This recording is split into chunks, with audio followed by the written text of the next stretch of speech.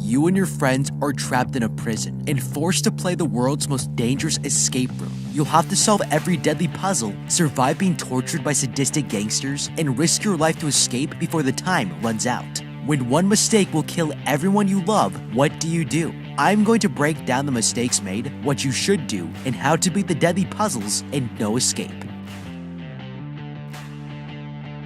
This man is on a one-way ticket to hell.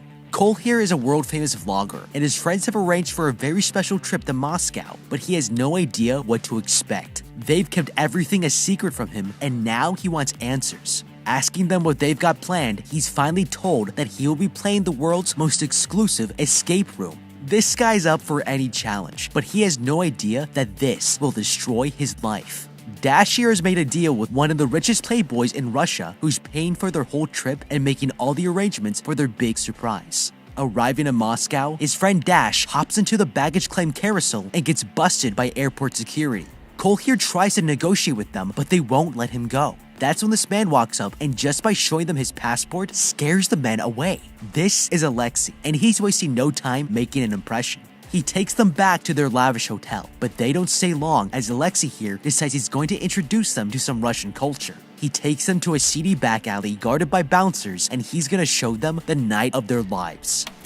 Okay, while everyone here is thinking about how wasted they should get, I'm thinking about where this guy gets all his money. Russia has a very high level of corruption, which makes a great environment for organized crime. A great example is in 2016, when the police raided an apartment where they found $123 million of cash. This apartment belonged to Colonel Dmitry Zakharchenko, the head of the police force's anti-corruption division, who was holding the money for an organized crime group. Now at the airport, these security guards took one look at this kid's passport and nearly pissed themselves in fear. With that kind of power, we need to find out who this guy is before we realize we're in over our heads. Regardless, if you're a vlogger who's letting your friends make secret business deals with Russian millionaires on your behalf, you may need to rethink your life choices. Going inside, they see it's one hell of a private club. They start knocking down way too many shots, and Dash here makes a new friend. As he starts the live stream, Cole here asks Alexei about the escape room. The man tells him it's unlike anything he's ever seen, and he's about to learn more when they're interrupted by some fans. He takes a moment to enjoy his fame, but his friend looks behind him and realizes something is wrong. That's when Cole turns around and sees his girlfriend getting harassed by these gangsters. He rushes over to fight them off, but he's quickly overpowered. Alexei steps in and pulls out a knife, but they refuse to let go of his friends. This gangster pulls out his gun and is about to shoot them when Alexei's drivers step in. They take control of the situation, and the man lets them know he's going to get his revenge later. Leaving the club, the driver confirms that those men were high-ranking mafia, but all this guy can think about is if he caught it on camera, and his friends are not happy about this at all. Okay, they have every right to be upset. Unfortunately, this kind of thinking is a quick way to lose your friends and alienate people. He was too distracted by his fangirls to listen to anyone else, and if this behavior escalates into more dangerous habits, he'll pull everyone else down with him. So if I were these guys, I'd slowly remove myself from his circle before this gets any worse. The next day, Cole and his girlfriend are being chauffeured and they want to do some sightseeing, but the driver locks the car doors, refusing to let them leave. It's strange behavior, but after some convincing, he gives them cash and lets them out. After exploring the city, they stop for drinks at a bar. Cole uses the cash he was given to pay the bill when a strange red card falls to the floor. The bartender comes to tell them their friend Alexei has already paid for their drinks and his driver is waiting. He then bends down and picks up the red card, handing it back to Cole. They're about to leave when his girlfriend stops him, warning that if the escape room gets too intense, he can back out. He assures her that he's ready for anything, and they leave, but he'll soon be wishing he took her advice. Okay, this is getting creepy. The driver didn't want us walking around the city on our own, and Alexei already knows where we are. It's clear that they're trying to control us, and we need to find out why. If they won't let us out of sight, then we need to assume that it's either for our safety or that they have a larger agenda here. Human traffickers will do everything they can to limit your movements and make you dependent on them. Already, we have been taken to a foreign country where we don't speak the language and can't ask for help. We also have the driver following us to make sure we don't run away. This could all be paranoia, but we need to keep our eyes open for anything suspicious. That night, they're taken to this industrial building where the game is going to take place. Cole feels that something is off, but ignores his instincts and gets out. Alexei here welcomes them, telling the group that everything they see inside might look real, but they're completely safe. Cole here starts live streaming the event, telling his viewers that they've been given special access to the escape room cameras and his fans will be able to watch everything that happens once they're inside. The security confiscates all their phones and plugs it into the broadcast room as the players wait to start the game. Suddenly, these huge men come in wearing gas masks. Alexei here informs the players that they'll be taken to an old Soviet prison, and the last man who was brought here never managed to escape. Now Cole must save his friends before time runs out, or else they'll be executed. But Cole here is determined to win. Okay. All of this is very impressive, and it might even be fun, but if you're thinking about the escape room, then you've already lost. We should be way more worried about whoever has control of our phone. This one device is the only thing that's guaranteeing our safety, because nobody would let us get hurt in front of 60 million witnesses. But if they turn the live stream off, anything could happen. Going inside without my phone is an absolute deal breaker for me, and if they can't accept it, then I'm getting on a plane and leaving. The guards throw a cloth over Cole's head and walk him into the prison, but he has no idea what he's in for. They lock him in a room as a timer starts counting down from 1 hour. He takes the cloth off his head to find a body on a slab, and this thing looks way too realistic. Cole here searches for clues on what he has to do, but the room has no hints and this cell door is locked shut. That's when he hears one of his friends call out to him, saying that they've been strapped to some kind of torture device with no way out, and he needs to think quickly to solve the puzzle before time runs out. Going back to the body, he sees an X marked on the man's stomach, and Cole here realizes there's only one way out of this room. He picks up the scalpel from a tray and begins to cut into the body. Reaching inside his guts, Cole here starts pulling out organs and feels something sharp is inside. Cutting it open, he finds the hidden key and uses it to unlock the cell door. Okay, these escape room designers spared no expense here. This body looks extremely lifelike, and it would honestly take me much longer to build up the courage to pick up the scalpel and start cutting. We should first be looking through the rest of the room for any hidden clues that might tell us more information. Sometimes the giant X is only there to mislead you from the real clues, and we won't know unless we cover all our bases. If we don't find anything else, we should observe the body for any scars, and if there aren't any, then we can deduce that if there's something inside of him, it's probably going to be in his stomach. Now, frankly, we should be thanking the game designers here, because without the X and with no scars on his body, we would have to search for clues in 3 possible places: his mouth, his stomach, or in his chamber of secrets. I don't know about you, but I'd rather cut a man's stomach open than go fishing around in the backside of a corpse. The stomach is actually much higher up than most people think, as it's positioned on the left side of the upper abdomen. Cole here cut way too low and had to search through all the organs to find what he was looking for. There could be anywhere from 15 to 25 feet of intestinal tract in the body, and he wasted a lot of time feeling through it. I would have made an incision right around here and started my search from the stomach, and this would have saved us as much as 5 to 10 minutes to use on solving the next puzzle. As he walks through, he finds his girlfriend locked inside of a glass box with no way out, and she has the key. Looking further, he finds his friend Sam in another cell and strapped to an electric chair. The host Alexei tells him over the intercom that he needs to keep moving, as Cole here has less than 50 minutes to save his friends and escape. He finds the others, with one shackled to a bar and the other trapped inside an Iron Maiden. His friend notices the blood on his hands, and Cole tells them about the guy he cut open, but that's when they notice that these traps are beginning to move. He walks into a cell with gears on the floor and realizes this puzzle is connected to the Iron Maiden. He starts placing them on the wall, trying to connect them together in order to stop the traps. But when he finally completes the puzzle, the wheels suddenly speed up and the traps start closing faster. He realizes there's a second part of this puzzle and runs to the other cell to finish the job. He's running out of time, but when he connects the final gear, it stops the trap, saving his friends at the last second. The doors swing open, and now they have only 30 minutes left to get out alive. Okay, he managed to get the job done, but just barely. Ironically, this puzzle might be best solved by not using your brain at all. Now there's one huge advantage here, because whenever he puts a wheel in the wrong hole, a buzzer sounds. If it were me, instead of trying to figure out how each wheel fits, I would put a wheel in every hole until one of them didn't sound the buzzer, and I'll know that's where it belongs. But if we can't solve the puzzle quickly enough, we have another advantage to work with, because these gears can be jammed. I would have stuck a loose brick or a broken pipe between the wheels to buy myself more time and assemble the puzzle without torturing my friends. Now, there's something even more important to consider here, because this was way too close a call to ignore, and we have to ask ourselves what would have happened if we didn't save our friends in time. I would be checking these spikes to see if they are real, and remove the gears again to see if the Iron Maiden actually closes, because if it does, then we need to seriously reevaluate the situation. That body in the first room might have actually been a real human, and these torture devices could have life or death consequences. In order to play this game correctly, we need to understand the stakes of the game first. They move on to the next cell where their friend is strapped to an electric chair, and to set her free, they have to solve this maze. At first it looks simple, but when Cole here moves this metal piece, he bumps it against the side and his friend in the chair suddenly jolts in pain. The slightest move could electrify their friend. Thinking it's all just a game, Dashier wants to turn and intentionally touches the sides, but the woman here screams in pain. She's really being shocked, but time is running out and they can't be careful anymore. He quickly solves the puzzle, ignoring the woman's screams, and finally gets the probe to the center of the maze.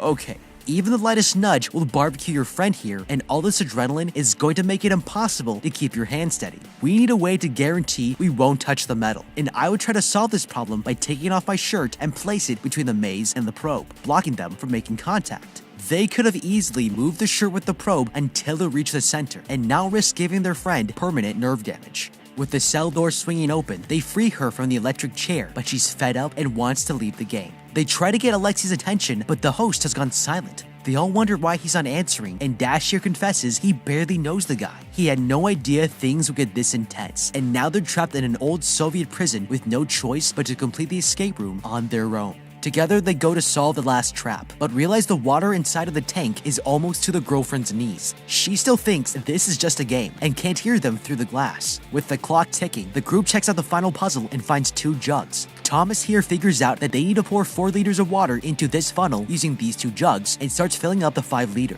The tank is almost halfway full, and that leaves them with little time to solve this. They pour the water into the smaller jug and go through a process of emptying it, filling the 3-liter jug, and refilling them again. It's taking a long time, and the girlfriend has to stand on her toes to avoid drowning. But Thomas here is able to finally get the 4 liters they need to solve this puzzle. They beat the challenge and run into the girlfriend's cell.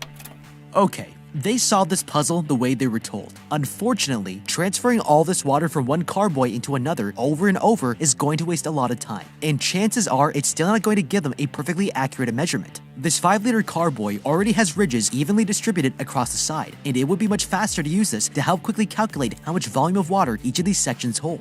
With 5 liters roughly divided by 4 sections, we can assume there's close to 1.25 liters each, and that makes it pretty easy for us to eyeball the correct amount, dump it in, and see if it triggers the cell door to open. However, nobody realizes that this puzzle doesn't actually need to be solved at all. If they need 4 liters of water to open the cell door, then we can assume it's being triggered by the water's weight. So there's no reason that going over the weight limit would not trigger the mechanism. Simply put, 5 liters would do the job just as well as 4. So I would fill up the 5-liter carboy and dump the whole thing in, because it's more than enough weight to do the job. Looking for a way to open the tank, they find a hatch on top. Using these ladders, they climb up them and try to force it open, but the hatch won't budge and they can't turn off the water either. She's going to drown, and Cole here begs Alexei to stop the game, but no one responds. Running to the other end of the hall, he grabs one of the gears and uses it to try and crack the glass. When that doesn't work, he breaks the metal framework on the hatch and opens the tank. The group takes her out and lays Erin here on the ground just as the countdown reaches 0. She coughs up water, and they're all relieved that she's still alive. They all agree that this game has gone too far and head to the exit using the girlfriend's key to unlock the door. The key works, but as they step through the door, it slams shut behind them. They freak out, but that's when Thomas here finds this wall stained with fresh blood. Cole here has had enough and grabs a chair leg, breaking the lock off the door, but are shocked to see the gangster from the nightclub is waiting for them. He executes Alexei's girlfriend before throwing them into his van, and they have no idea that the driver Alexei assigned to them is in on this too. Okay, this is a bad situation. With bags over our heads, we have no idea where they're taking us, but there's a silver lining here because they didn't drug us or knock us out. Since we're still conscious, we can use the shifting weight of the van to figure out when we're taking a left or right turn. In order to get a better feel for the changing directions of the vehicle, I would prop myself on my hands and knees as narrowly as possible. The less stability I have, the more I will feel the effects of each turn. If we memorize the route and count how many minutes or seconds between each change in direction, we can create a mental map of where they're taking us so that we can get help if the opportunity presents itself. Cole finds himself tied to a chair next to a table full of bloody medical tools. That's when this Russian man enters the room and tells him he's live streaming this to a private audience. The viewers have paid to watch him and his friends get tortured and killed, and Cole here realizes that this is no longer a game. In Soviet Russia, you don't beat puzzle, puzzle beat you. He's taken to another room where they chain him to a wall. Left alone, he rips the tape off his mouth but sees the Russian man appear on the monitor as he begins to live stream. Behind him is Samantha, who gets her eyes sliced up and her throat slit as Cole watches her die. Furious, he slams his shackles on the bed frame and breaks them loose. Searching the room for an escape route, he spots a grate above the door. Okay, it's become absolutely clear that we are way in over our heads. But if we move past the panic and trauma of what's happening, we'll see a golden opportunity because something here doesn't add up.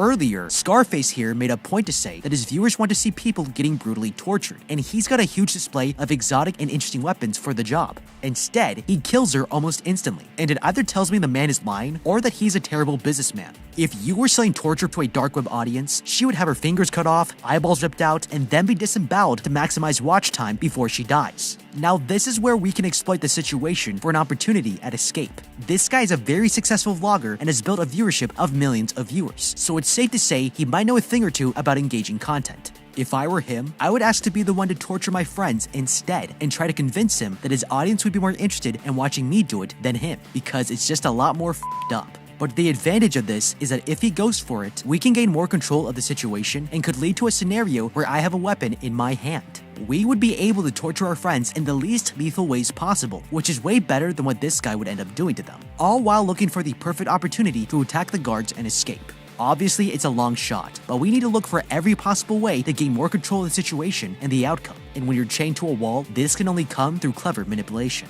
He's about to leave when he checks his pockets and finds that he still has the red card for the driver, which he now notices has a sequence of letters and numbers on it. Using the bed frame as a ladder, he climbs into the air vent and breaks out of his cell. But as he's crawling through, he hears his friend begging the torturer to spare him and watches the Russian man brutally cut both his arms off with a power saw. Cole here is horrified as another friend is killed, but he bumps the vent cover, alerting the torturer to his position and that he escaped.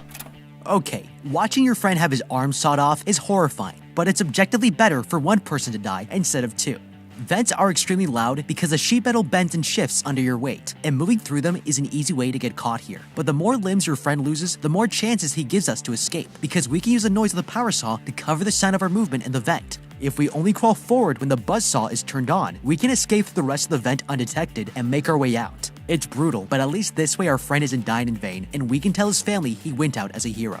Cole here crawls out of the vents and into another room where he hides as the guards search for him. He sees his way out of here and sneaks around to avoid being spotted. Picking up a metal pipe, he throws it across the room and distracts the guards as they go check it out. Waiting for them to leave, Cole runs for the exit and finds his way blocked by a door with a keypad. It's locked shut, and he doesn't know the passcode, but notices a sequence of letters that match the ones on the red card. Using the numbers as a password, he breaks on through to the other side and finds a driver waiting here in the parking lot. The man reveals that he's actually been trying to help him and gives him the keys to his car, urging him to hide before it's too late. Staying out of sight, he watches as the driver is taken away by the guards. He gets into the car, and although he knows he should escape, decides to go back and rescue his friends. He walks through this blue door and it locks behind him automatically, as he now has no choice but to move forward with his absolutely terrible plan.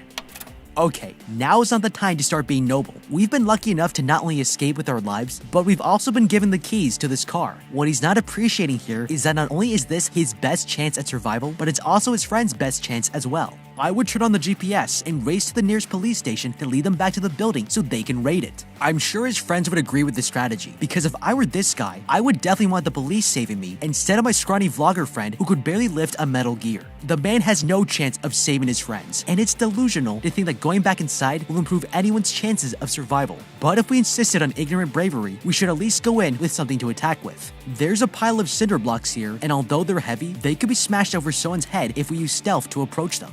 He makes his way further in and finds Thomas here locked inside one of the rooms. He helps him up, and together they venture deeper into the building. They walk into this room and hide behind some valves as one of the guards searches for them nearby. They wait for the guard to leave and sneak through a doorway, locking it shut behind them. His friend tries to get the handcuffs off, searching for something that can break them, but he bumps into a crate, making a loud noise that alerts the guards. Cole here sees a grate in the floor, and they drop down into the crawl space, replacing the cover just as the guards break into the room. They sneak through the sublevels until they find another grate and climb their way up.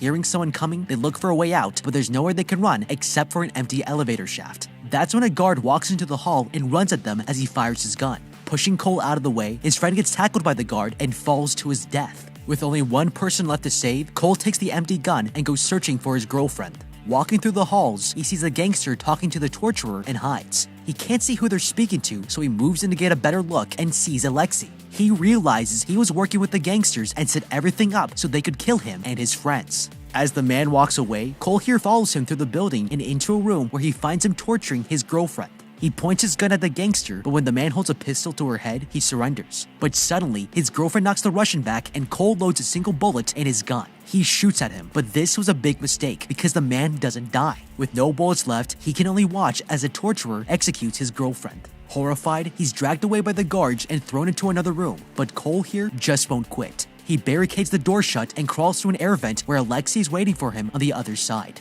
The man tries to explain, but Cole is having none of it and tackles the man to the ground before savagely beating him to death. All of a sudden, lights flood the room and all of his friends walk out very much alive. This was all an elaborate prank, and everyone else was in on the joke, including his audience. But when they get closer and see that he's murdered Alexei, they're all shocked. Cole watches the video play, explaining how everything had been faked, and he breaks down realizing he's made the biggest mistake of his life. Okay, I gotta say, this was a pretty f***ed up prank, and these so-called friends shouldn't look this surprised. If they thought this was all real, they would have beaten Alexei to death just like we did. We had to experience everything as though it really happened, and this is going to take a lifetime of psychotherapy to deal with. I think I would prefer the experience be real than have to see my friends every day knowing that they scarred me for life. It's only fair that we embrace the trauma and kill everyone left to teach them a valuable lesson. In Soviet Russia, you